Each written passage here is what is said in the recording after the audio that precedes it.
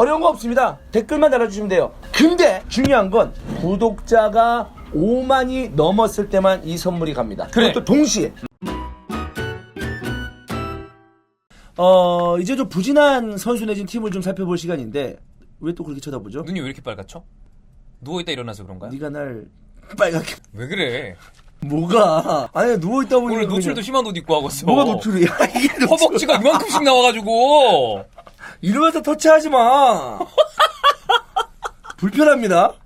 왜 불편해요? 이거 좀 투터치면은 거의 지금 징역 12개월이에요. 네, 좀 부진한 팀이나 선수를 좀 살펴봐야 되는데. 이거는 저는 탈곡기라고 하지 않겠습니다. 아하. 주간 토트넘이라고 하겠습니다. 주간 토트넘. 네. 그럼 이거에 대해서 우리가 조금은 진지하고 좀 깊게 얘기를 나눌 토트넘 얘기 좀 해볼 필요가 좀 있어요. 있겠네요. 사실 이제 토트넘 대 리버풀 경기에서 이슈가 몇 가지 있었어요. 아하. 손흥민의 PK 장면이라거나, 아하. 그다음에 베르통원과 피르미누의 이제 눈깔 사건. 그렇죠. 근데 이런 얘기는 사실 이미 다 알고 계시기 때문에 조금 그거보다는 사실 지금 토트넘이 제가 보기에는 시즌 초반에 약간의 위기다. 근데 원래 토트넘이 그렇게 초반에 잘 나가는 팀은 아니에요. 그러니까 되게 슬로우 스타터의 팀이긴 그런 하지만 느낌이 나죠. 2연패는 포체티노가 그래도 팀을 사실 굉장히 매니지먼트를 잘하는 스타일의 감독인데 네. 왓포드 리버풀 물론 상대가 쉽지 않은 굉장히 돌풍의 팀과 자기보다 전력이 위라고 할 수 있는 팀 간의 대결인 건 맞지만 그렇다고 해도 2연패는 분명히 조금의 타격이 있을 것이고 네. 그다음에 경기가 괜찮았음에도 불구하고 좀 운이 따르지 않는다의 개념이 아니라 굉장히 잘 해줘야 되는 선수들의 부진 그리고 여름 이적 시장을 조금은 불량하게 보낸 것 이런 것들이 지금 겹쳐 있는 느낌이기 때문에 네. 활력이 쉽지 느껴지지 않다. 않죠. 활력이 네, 느껴지지 그런 생각이 않아요. 좀 듭니다. 그래서 일단 이 토트넘이 지금 과연 이대로 괜찮은가에 대해서 가장 먼저 이야기해야 될 부분은 바로 저는 해리 케인이라고 봅니다. 해리 케인. 네. 저는 이 해리 케인의 부진이 지난 시즌 중반 이후에 그 딸 사건 그거부터 쭉 이어져 오고 있는 것이 아니냐. 저는 월드컵에 득점왕을 했다고 하지만 케인의 그 어떤 퍼포먼스가 우리가 알고 있던 예전의 해리 케인의 퍼포먼스라고 보지 않아요. 저는 사실 그 영향도 있겠지만 제 생각은 좀 다릅니다. 뭐죠? 저는 해리 케인의 부진보다는 전체적으로 해리 케인을 도와줄 선수들의 능력이 출중한가 이거에 대해서도 좀 생각을 해봐야 될 것 같아요. 저는 해리 케인이 지난 시즌에 이제 그런 그 SNS 사건 같은 그렇죠. 경우에는 저는 벗어났다고 봐요. 이제 벗어났다? 네, 벗어났다고 봐요. 그래서 저는 해리 케인의 능력을 의심하지 않거든요. 근데 단지 그 뒤에서 받치고 있는 선수들, 그 미드필더진의 부진도 있잖아요. 근데 이선 자원도 부진하잖아요. 네. 또 풀백들의 어떤 그 능력들, 이런 것들이 좀 많이 해리 케인의 득점을 도와주기에는 많이 부족하지 않나. 네, 이런 생각도 좀 해봅니다. 뭐 그런 것도 분명히 이제 영향이 있을 그렇죠. 거고, 그건 이제 조금 더 자세히 볼 테지만. 근데 해리 케인도 사실 그러니까 우리가 알고 자체가 있지만 조금 8월 또 9월 초잖아요. 네. 이제는 좀 살아날 때가 맞긴 맞아요. 아니 이게 그게 있어. 해운대 징크스가 라멜라 때문에 깨졌잖아요. 그러니까 차라리 8월에 쭉 해운대 징크스를 가고 9월에 빵 터트려야 되는데 그때 징크스가 해결이 되니까 이거 9월에도 힘을 잘 못 내. 근데 이번 시즌, 그러니까 이번 경기만으로 해리 케인의 부진을 단정하기에는 지난 경기도 좀 못했습니다. 급하다. 네, 라는 생각입니다. 네, 좀 지켜보죠. 네. 근데 지금 말하는 해리 케인의 폼에 대해서 의심할 수 있는 여지는 있으나. 네네네. 근데 이제 A 매치도 다녀왔고 전체적인 어떤 그 분위기를 봤을 때는 팀 분위기가 안 올라오기 때문에 해리 케인 혼자서 하기에는 역부족이지 않았나라는 생각입니다. 이게 현지에서 질문이 들어가더라고요. 해리 케인한테. 네네네. 물어본 거야. 야, 월드컵 때 혹사도 당했고 A매치 때 계속 지금 뛰고 있는데 너 그것 때문에 지금 부진하고 있는 것이 아니냐라는 질문을 딱 들어갔는데 아니다라고 얘기하긴 했습니다만 그것도 있는 것 같아요.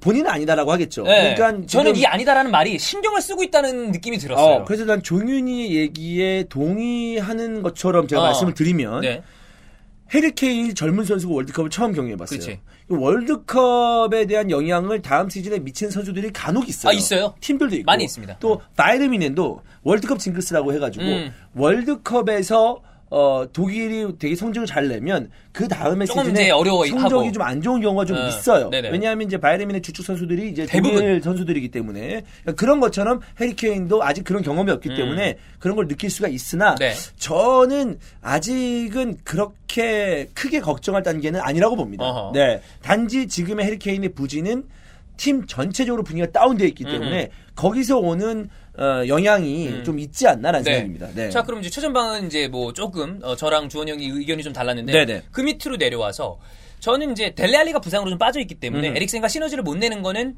조금 더 알리가 돌아오면 봐야 될 일이라고 보는데 저는 이 토트넘 우리가 예전에 이적 시장 분석했을 때도 문제가 되는 게 삼선 자원이 굉장히 허약합니다. 없다고 봐도 무방하죠. 이 삼선 자원이 어떻게 보면 그런 건 있어. 떡대로 밀어붙일 수 있는 선수들은 그래도 있어요. 와냐마도 있고 네. 폼이 떨어지고 있다지만 어쨌든 덴벨레도 있고 해리 윙크스도 있는데 지금의 요즘 삼선 자원들은 단순히 수비형 미드필더가 아니라 빌드업에 관여를 해줄 수 있는 경기를 조립해줄 수 있는 선수가 있어야 되는 게 네네. 중론이죠. 그러니까 지금 무슨 토트넘이 스토크시티도 아니고 토트넘의 축구는 그래. 떡대로 밀어붙이는 축구가 아니에요. 자 보십시오.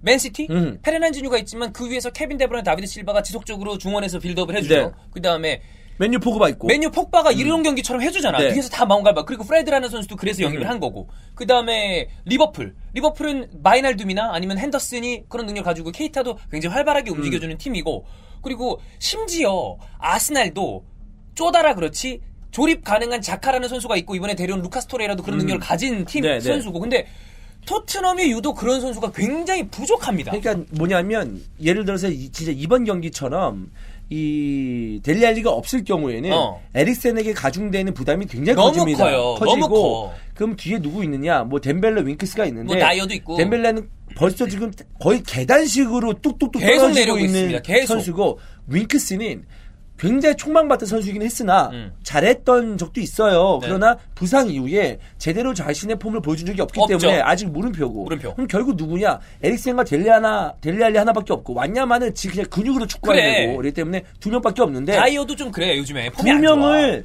38라운드 내내 쓸 거냐고. 안 된단 말이야. 중원에서 이게 안 된다는 거죠. 그러니까 네. 그러니까 여기서는 사실 보강이 들어갔어야 됐다. 문제가 많다. 네네네. 그래서 이제는 삼선 자원 이 미드필더 라인에서 이 빌드업을 해줄 수 있는 선수가 없는 팀은 경기 이런 식으로 내내 어려움을 겪는 경우가 굉장히 많습니다. 많죠. 첼시도 조르지니 들어온 다음에 경기 그냥 판을 바꿨잖아. 근데 야 이거는 좀 문제가 좀 있다. 네네네. 그리고 하나 추가적으로 이제 형이 계속 얘기하고 있는 부분이고 많은 팬들이 생각을 할 텐데 그래 오른쪽은 트리피어가 이제 괜찮아졌다고 칩시다. 오리에도 있고. 오리에도 있고 근데 왼쪽이 문제입니다. 아 왼쪽은 원래부터 문제였어요. 네. 이게 데니 로즈가 정력적인 모습을 보여주지 못한 지 굉장히 오래 지났고 이번 경기에서도 굉장히 많은 실수를 했었고 부진했고. 그럼 로즈가 안 나온다 치자. 그럼 벤 데이비스인데 벤 데이비스는 굉장히 밋밋한 풀백입니다. 무색무취한 풀백. 그러니까 뭐 나름의 뭐 잘하는 점이 있는데 그러니까 되게 작은 육각형? 그러니까 욕은 안 먹어. 그래 그냥 평타 쳐. 근데 토트넘의 윙백 풀백은 그런 식으로 해서는 안 되거든요. 안 되죠. 폭발적인 오버래핑도 있어야 되고 날카로운 크로스도 있어야 되고 공격 작업에 도움을 줘야 되는데 벤 데이비스는 만약에 아쉽죠. 그러니까 확고한 주전 풀백이 있다면 괜찮으나 로즈가 이 정도로 부진하다면 벤 데이비스와 로즈 조합은 되게 문제가 있다. 그렇지. 네. 그렇게 생각할 수 있죠. 그러니까 지금 루크쇼가 왼쪽에서 굉장히 지금 이번 시즌 잘해주고 있잖아요. 맨유. 네. 그러니까 그러니까 현대 축구에서 루크쇼가 못했다가 잘해서 주목을 받는 것도 있습니다만은 현대 축구에서 풀백이 그만큼 잘해야 돼요. 엄청 잘해야죠. 플러스 원의 공격 자원이 돼야 되기 때문에 네. 밋밋해서는 안 되거든요. 맞아요. 벤 데이비스는 그냥 측면 수비수로만 국한되게 활동을 하기 때문에 그렇지. 아쉽다는 거죠. 네. 네. 그러니까 이런 게 복합적으로 이루어지다 보니까 토트넘의 경기가 굉장히 좀 뭐라 그래야 될까요? 임팩트를 주지 못하고 있다. 그렇지. 단순히 지는 게 아니다. 조금은 걱정이 되는 경기력인 건 시즌 초반에 기울일 수도 있겠지만 분명히 눈에 보이는 문제점들이 있다. 포체티노와 고민을 많이 할 것이고 네. 중요한 건 뭐냐면 토트넘이 이제 조금 큰 클럽이 되기 위해서 새 구장도 짓고 있고 야망이 있는 클럽인데 과연 야망에 맞는 지금 행동들을 보여주고 있느냐. 사실 나 뭐가 될 거야. 나 정말 성공할 거야. 근데 움직이지 않으면은 그거는 한낱 꿈일 수밖에 없는 거거든요. 당연하죠. 근데 토트넘이 약간 그런 느낌이에요. 네. 게으른 팀 같은 느낌이 들다. 미래는 바뀌길 바라지만 아무것도 하지 않는 사람은 정신병자와 다름없다. 뭐 이런 얘기를 그렇죠. 했었잖아. 네네. 예전에 아인슈타인이었나? 그렇죠. 어쨌든. 네네네. 그렇기 때문에 그런 느낌이 들고 있는 토트넘이기 때문에 좀 변화를 할 필요가 있다. 특히나 이번 겨울 이적 시장부터 변화할 필요가 있고 또 중요한 건 뭐냐면 이 챔스 일정이 상대하는 팀들의 면면이 쉽지 않은 팀들이에요. 자, 봅시다. 네. 바르셀로나, 인테르, PSV. 토트넘이 그냥 놓고 봤을 때는 충분히 두 팀을 물리치고 올라갈 수 있을 수 있지만 이 정도 경기력이라면 둘 다 쉽지 않을 수도 있다. 왜냐하면 만만한 팀은 아닙니다. 인테르도 지금 세리에서 안정을 찾지 못하고 있습니다만 스팔레티 감독이 좀 부진하죠. 근데 기대해볼 부분이 있죠. 새롭게 영입된 선수 많은 선수를 영입했잖아요. 이 선수들이 딱딱딱딱 조합이 맞아 들어가는 시점이 된다면은 토트넘도 굉장히 부담스러울 수 있죠. 나인골란이 만약에 부상해서 복귀를 한다. 이런 건 부담스럽거든요. 그렇죠. 네. 그리고 PSV도 어쨌든 좀 까다로운 팀인 건 사실이고. 네. 그러니까 저는 과연 지금 경기력이 뭐 되게 시즌 극초반이긴 합니다만 챔피언스리그 티켓 확보에 대해서 안전할 수 있는 경기력이냐고 묻는다면 지금은 굉장히 불안하다. 그러니까 경쟁자들의 지금 현재 판도를 봤을 때 첼시는 어쨌든 계속적으로 승리를 하고 있고. 네. 그리고 맨시티, 리버풀 아예 빼. 그들이 이제 완전 위야. 그 다음에 이제 맨유와 경쟁을 이렇게 해야 되는 왔다 갔다 해야 되는 부분인데 미래를 봐도 왜 미래를 봐야 되냐면 미래를 봐도 부정적인 게 뭐냐면 새롭게 들어온 선수가 부진한 게 아니고 아예 바구니에 아무것도 없어요. 그러니까 그냥 던질 만한 뭐 예를 들어서 뭐 갑자기 이런 말 해서 좀 비교가 될지 모르겠지만 던질 만한 공이 없어. 그러니까 돌멩이가 있어야 던질 거 아니야. 상대를 공격할 만한 공이 바구니에 없어요. 그러니까 있어야 잘 던지든 뭐 갖다 때려 박든 이렇게 해야 될 거 아니야. 네. 그렇기 때문에 그런 부분에 대해서는 굉장히 좀 안타깝지 않나. 시간이 지날수록 이번 이적 시장에서 아무것도 하지 않은 것에 대한 그 리스크가 계속 크게 다가올 겁니다. 그렇죠. 그런 생각이 좀 들어요. 네. 그렇습니다. 그래서 이 매라운드 토트넘의 이제 행보를 이제 10월 초가 되면 다시 한번 A매치 기간이 생기는데 이제 좀 한 달 정도 남았는데 중요한 건 이제 챔스 일정이 이번 주부터 시작이 된다는 시작이에요. 거죠. 거기서 병행해야 됩니다. 야, 자칫 잘못하다가는 이 한 달 사이에 토트넘이 뚝뚝 떨어질 수 있잖아. 후루룩 어그러지는 수가 있어요. 왜냐하면 챔스가 병행하다가. 그렇지. 쉽지 않거든. 스쿼드가 두 큰 팀이 아니기 때문에. 반대로 챔스를 같이 병행하면서 챔스에서 약간의 좋은 기운을 얻는다면 리그에서도 영향을 받겠지만 올라올 수도 있죠. 굉장히 얇은 얼음판 위에 서 있다. 쉽지 않다. 네, 이렇게 좀 얘기하고 싶습니다.